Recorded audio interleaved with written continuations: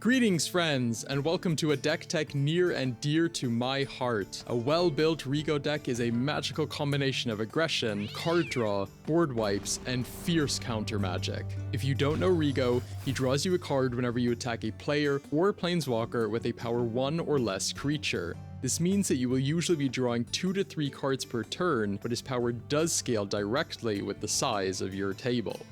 He is a value machine, tricky to get rid of due to shield counter, and is really just a massive annoyance for your opponents. The sheer amount of prevention, protection, and interaction you can run without losing a single beat of tempo is staggering, and something that I think you will enjoy too. Rigo is one of my most played and favorite commander decks that unfortunately has very low representation in the scene. With only about 1,300 decks his name on EDHREC, of which at least 39% are probably mine, Rigo stands just above the abyss of the I only have this deck because it's my Fursona tier, where it hangs out with the Bant Surveil artifacts and whatever this thing's supposed to be. However, this belies the amount of fun and power that are contained in his furry mitts.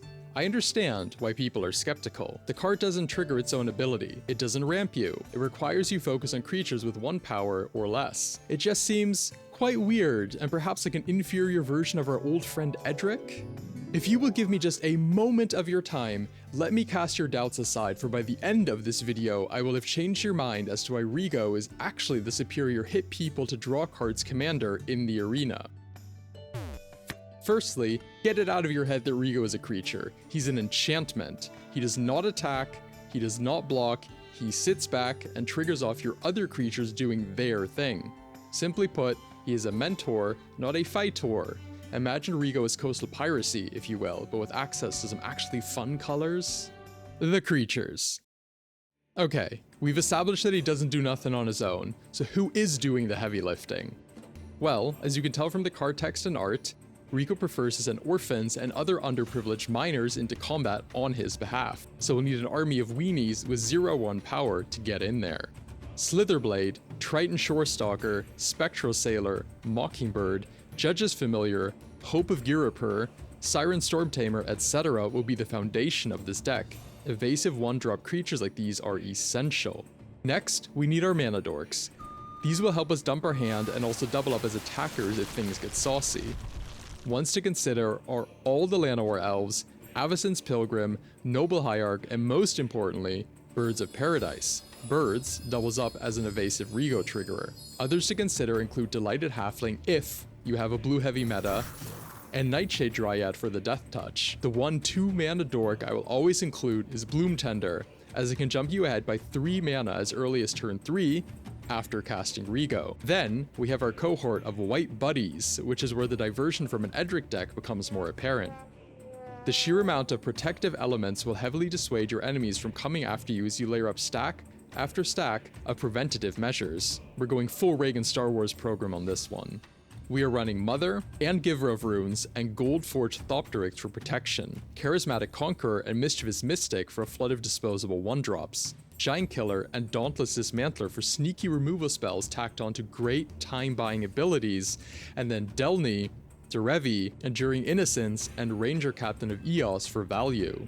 Delny doubles all our Rigo triggers, pushing the total number of draws up to about 6 per turn. Well, actually 12, but when have you had a board with 3 opposing planeswalkers simultaneously? Derevi nearly doubles our available mana via untapping. Enduring Innocence provides another annoying layer of removal protection to our card draw engines, and Ranger Captain can fetch us Allosaurus Shepherd, which guarantees our Natural Order Craterhoof Behemoth combo resolving. At the very top end of the curve, we have Moonshaker Cavalry, which is just a Craterhoof who forgot his running shoes at home. A secondary batch of evasive creatures such as a Shoreline Looter, Essior, Azure Beastbinder, and Icefang Quaddle fill up the 2-drop creature slots along with a few value engines like Galagreeters, Jorel, and Spellskite. The 3-drops are rounded out by Chasm Skulker, who is a comeback all-star, our rival Edric, dethroned and demoted to 99er, and Fibblethip, lost at the range, to stock up on free spells for an explosive future turn via the plot mechanic. Toski rounds out the 4-drops with yet another indestructible and annoying body, and of course, the main finisher of the deck, Craterhench Behoofmoth. Protection spells. We've built our foundation of annoying creatures to frustrate our opponent's attempts at weed whacking us, but let's ice that cake and put a cherry on top. We're going all out with Fierce Guardianship, Swan Song, Flare of Denial, Sink into Stupor, Hydroelectric Specimen, Flawless Maneuver, Heroic Intervention, and Grand Crescendo. Ephemerate doubles up as a protection spell, but also as a means of re-triggering the hoof. We're playing Raise the Past and the Dawn side of Dusk Dawn to recover from any removal that does sneak its way through our Iron Dome. Removal. White has some of the best one-sided wipes in the game, and tons of them deal with power X or greater. Slaughter the Strong, the Battle of Bywater, Expel the Interlopers, and Dusk Dawn go in for sure. Aura Mutation and Pest Infestation do the same thing, decelerating our opponent's boards and accelerating ours simultaneously. Finally, we can crack open a few cold ones with Aura Shards. Tutors. The amount of tutors you're going to play depends on your playgroup. For my money, Natural Order is by far the best, and Survival of the Fittest plays a nice second fiddle. They both convert scrungly 1/1s into a beast of your choosing. How to play the deck. Our best starting hand is one that can go land, Mana Dork turn 1, then land 2 creatures turn 2, land Rigo turn 3, attack, draw 2 or 3 cards. From there on out, we simply fill the board with our creatures and wipe the board of our opponents. Hold up your counterspells to protect yourself and dig for your finishers. Make sure you always have a green creature open to sacrifice to Natural Order if you draw it. Hint, Rigo is green if you must. With a clean hand, you can win as early as turn 6, but realistically, you should be aiming for a turn 7 or 8 win.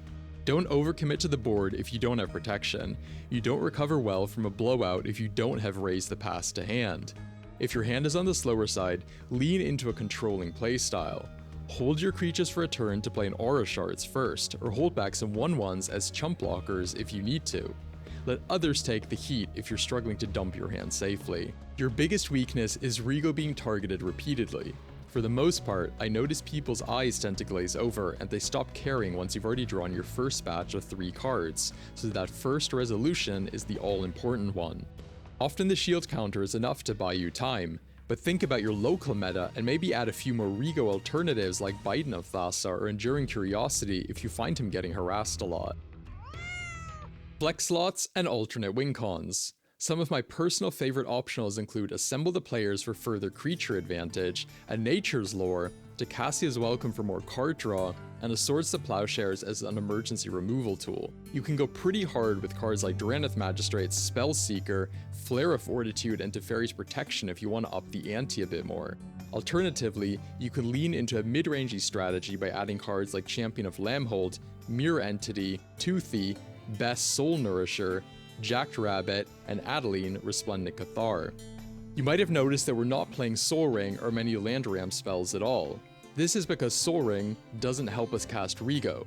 Rigo and many of the other creatures in our deck have multiple colored pips, so the Soul Ring isn't actually accelerating us far ahead as in other decks with higher mana curves. Therefore, I don't like to play it as much. We're only running 33 lands in total, with 4 of them being MDFCs, no tap lands beside a fetchable Sparrow's Headquarters as we can't lose tempo. We can easily afford to miss a land drop here or there because of our high density of mana dorks, but due to the high amount of cards we're drawing, this is unlikely to happen either way. Now, if you do not like the Craterhoof win con and want to depower, we have options. Swap out Crater Boy for Galta and Mavern. A Halo Fountain, Triskaidekaphile, and Strixhaven Stadium all support our go wide and high draw playstyles. If you want to save a bit of money, Rigo is easily adaptable to a low budget. I've included both my high budget bracket 3 list and a much cheaper bracket 2 version in the description to get you started. Rigo and I would like to say thank you for watching this video. Please make a Rigo deck and let me know about your approach and what secret sauce you chose to mix in. On our way out, a few more fun includes.